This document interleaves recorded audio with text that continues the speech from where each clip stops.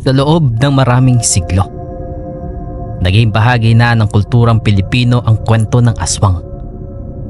Isang misteryosong nilalang na may kakayahang magpalit ng anyo. Lumipad sa gabi at sumalakay sa mga walang kamalay-malay na biktima. Ngunit sa kabila ng pagiging alamat nito, hindi mabilang ang mga ulat ng tunay na engkwentro sa iba't ibang bahagi ng bansa. Bakit tila laging may pagtatakip kapag may mga ganitong mga kaso? May tinatagong lihim ba ang gobyerno tungkol sa mga aswang? At kung mayroon nga, ano ang dahilan nito?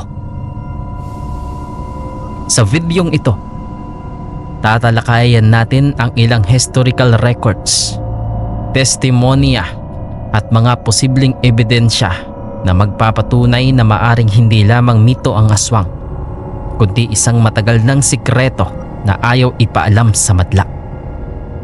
Samahan niyo po ako sa isang malalimang pagsisiyasat sa katotohanan ng aswang sa Pilipinas. Ako, si Kuya AP, at ito ang Kwentong Pinoy.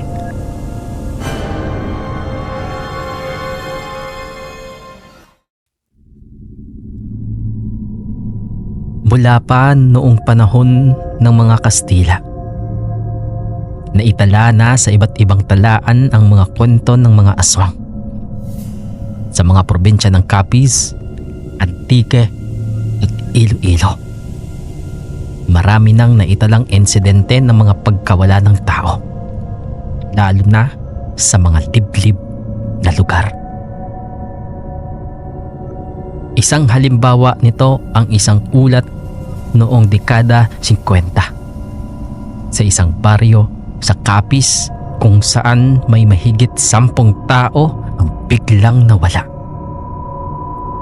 Ang tanging natagpuan sa kanilang mga bahay ay mga bahid ng dugo at mga sirang pinto. Tila may puwersahang pumasok sa kanilang mga tahanan. Sa kabila ng matinding takot ng mga residente, idineklarang wild animal attack lamang ito ng gobyerno. At noong dekada 70, isang sundalo ang nagulat ng kanyang engkwentro sa isang nilalang na hindi umano pangkaraniwan. Ayon sa kanyang testimonya, sila ay nakaistasyon sa isang malayong baryo sa Mindoro nang atakihin sila ng isang mabilis na nilalang na may matutulis na kuko. Aniya, hindi ito tinatablan ng bala. Ngunit matapos ang insidente, agad itong itinanggi ng militar at sinabing ito ay isang panaginip lamang. Ang mga ganitong kaso ay hindi lamang nag-iisa. Maging sa modernong panahon, may mga ulat mula sa iba't ibang lugar sa Visayas at Mindanao tungkol sa mga taong nawawala at ang mga katawan na natatagpuan na walang laman loob. Ngunit sa tuwing may ganitong mga balita, mabilis itong sinasara ng otoridad. Ayon sa aking pagsasaliksik, merong 3 teorya kung bakit ito tinatago ng gobyerno. Una, may kaugnayan ang aswang sa military experiments. Isang matinding teorya ang nagsasabing ang aswang ay hindi isang nilalang ng alamat, kundi isang produkto ng eksperimento ng gobyerno. Ayon sa ilang whistleblowers, mayroong isang lihim na programa ang gobyerno kung saan sinubukan nilang lumikha ng mga nilalang gamit ang genetic modification. Ang layunin, magsanay ng mga mandirigmang hindi tinatablan ng bala. Mabilis at may pampihirang lakas. Ngunit sa kasamaang palad, maaaring may mga eksperimento na hindi nila napipigilan. Dahilan kung bakit may mga aswang na nakakawala sa lipunan. Noong dekada 90, may lumabas na ulat mula sa isang dating military officer na nagsasabing may isang eksperimento sa isang military base sa Luzon, kung saan pinag-aaralan nila ang DNA ng mga hayop at tao upang lumikha ng isang super soldier. Ngunit matapos ang ilang aksidente, nawala ang proyekto at hindi na ito muling nabanggit pa. Pangalawang teorya, gamit ang aswang bilang psychological warfare. Sa panahon ng pananakop ng mga Amerikano at Hapon, sinasabing ginamit nila ang takot sa aswang bilang isang paraan upang kontrolin ang mga tao. Ang mga gerilya noon ay sinasabing nagpapanggap bilang aswang upang takutin ang mga kalaban. May ilang ulat rin na ginagamit ito upang takutin ang mga lokal na populasyon at mapanatili ang kapayapaan sa pamamagitan ng sindak. Posible rin na hanggang ngayon ginagamit pa rin ito ng gobyerno bilang isang uri ng psychological operation upang mapanatili ang kapayapaan sa mga liblib na lugar, lalo na sa mga lugar na may aktibong rebelde o kriminalidad. At ang ikatlo at ang panghuling teorya ay mayroong tunay na lahi ng aswang sa Pilipinas. Isa pang teorya ang nagsasabing may totoong lahi ng aswang sa bansa, mga nilalang na hindi lubos na tao, ngunit bahagi na ng ating kasaysayan at kultura. Ayon sa ilang sinaunang dokumento, may mga tribo sa Mindoro, Palawan at ilang bahagi ng Mindanao na sinasabing may kaugnayan sa mga aswang. May ilang eksperto din ang naniniwala na ang mga aswang ay maaaring isang uri ng sinaunang nilalang na hindi ganap na tao, ngunit nagawang mag-adapt sa modernong panahon. Upang hindi magdulot ng takot sa lipunan, maaaring ito ang dahilan kung bakit pinipigilan ng gobyerno ang anumang impormasyon ukol sa kanila. Isa sa pinakamalaking tanong, kung totoo nga ang aswang, bakit walang malinaw na ebidensya?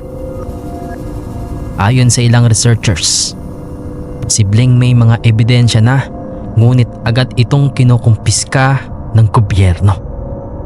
May ilang reports ng mga lokal na magsasaka na nakakakita ng kakaibang mga katawan ng hayop o tao, ngunit bago pa nila ito maiulat, may mga unipermadong kalalakihan na umano ang kumukuha sa mga ito. Mayroon ding mga ulat na ang ilang testigo ng mga insidente ng aswang ay biglang nawawala o nagpabago ng kanilang pahayag matapos ang ilang araw. Ito ba ay isang senyales ng panghihimasok ng mas mataas na otoridad? Bagamat walang opisyal na kumpirmasyon, napakaraming kwento at insidente na hindi maipaliwanag, mula sa mga misteryosong pagkawala ng tao, kaibang nilalang na natatagpuan sa kagubatan, hanggang sa mga whistleblower na nagsasabing may ginagawang eksperimento ang gobyerno. Lahat ng ito ay nagtuturo sa isang posibilidad. May mas malalim pang sikreto ang gobyerno tungkol sa aswang. Kung ito ay isang eksperimento, isang lahing matagal nang nabubuhay o isang psychological operation, iisa lang ang tiyak: may mga kwentong hindi basta-basta maitatanggi. Isa sa pinakaunang dokumentong naitala tungkol sa aswang ay nagmula sa isang prayleng Kastila na si Fray Juan de Plasencia noong 1589. Sa kanyang ulat sa hari ng Espanya, isinulat niya ang tungkol sa mga kakaibang nilalang na natagpuan sa mga isla ng Pilipinas. Ayon sa kanyang mga tala, may mga tribong lumalayo sa sibilisasyon na sinasabing may kakayahang magpalit ng anyo at may panlasa sa dugo ng tao. Isa sa mga sipi mula sa kanyang manuscript ay naglalaman ng mga sumusunod. May mga nilalang sa mga kagubatan ng Luzon at Visayas na may kakaibang kakayahan. Sila'y hindi lamang mga mandaraya, kundi may kapangyarihang hindi kayang ipaliwanag ng agham. Kapag sila'y natuklasan, nawawala sila sa isang iglap. Ang nasabing dokumento ay matagal nang pinag-aaralan ng mga historians, ngunit hindi ito opisyal na kinikilala ng gobyerno bilang patunay ng aswang. Isa pang makasaysayang dokumento ay mula sa pahayagang El Diario de Manila noong 1865. Ayon sa isang artikulo, isang Kastilang opisyal ang nagtangkang hulihin ang isang umano'y aswang sa isang liblib na bayan sa Capiz. Ayon sa ulat, ang nilalang ay nabaril ngunit hindi namatay. Sa halip, naglaho ito at iniwan lamang ang isang malagim na ungol sa hangin. Makalipas ang ilang araw, ang mga sundalong kasama ng opisyal ay misteryosong nagkasakit at namatay sa hindi malamang dahilan. Sinara ng mga otoridad ang kaso at ang sinasabing nilalang ay hindi na muling nakita. Noong taon 1995, isang buong pamilya sa Mindoro ang nawala ng walang bakas.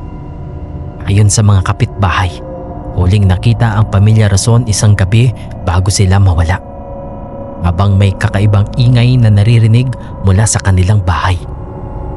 May ilang nagsabing nakita nilang may aninong lumulundag sa bubungan bago nagkaroon ng nakakakilabot na sigaw. Pagdating ng mga pulis kinabukasan, wala ng tao sa bahay. Ngunit may bahid ng dugo sa sahig at mga sugat na tila gawa ng matatalim na kuko. Ang kaso ay idineklarang robbery with homicide ng gobyerno. Ngunit walang naarestong suspect. Si Mang Ramon, hindi niya totoong pangalan. Isang dating sundalo ay nagbigay ng isang eksklusibong panayam noong taong 2002 tungkol sa kanyang karanasan noong dekada 70. Ayon sa kanya, nagpapatrolya kami noon sa isang baryo sa Antique. Tahimik ang gabi, pero may naririnig kaming kakaibang huni sa kakahuyan. Nung nilapitan namin, bigla na lang may sumalakay sa amin. Hindi iyon hayop, hindi rin tao. Parang anino lang na may mga pulang mata. Binanatan namin ng bala, pero hindi tinatablan. Nang dumating ang reinforcement, nawala ang nilalang na parang usok. Matapos ang insidenteng iyon, sinabihan sila ng kanilang opisyal na huwag nang pag-usapan ito. Bagamat walang opisyal na kumpirmasyon mula sa gobyerno, napakaraming patunay na maaaring may katotohanan ang kwento ng aswang. Mula sa lumang dokumento ng mga Kastila, ulat ng mga sundalo, hanggang sa misteryosong pagkawala ng mga tao.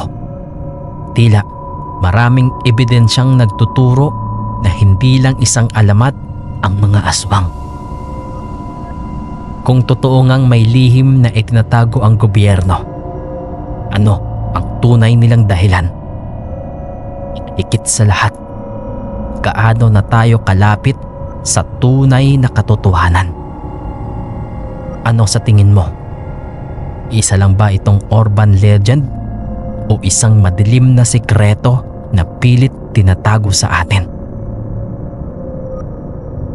Ako, si Kuya AP, at ito ang Kwentong Pinoy.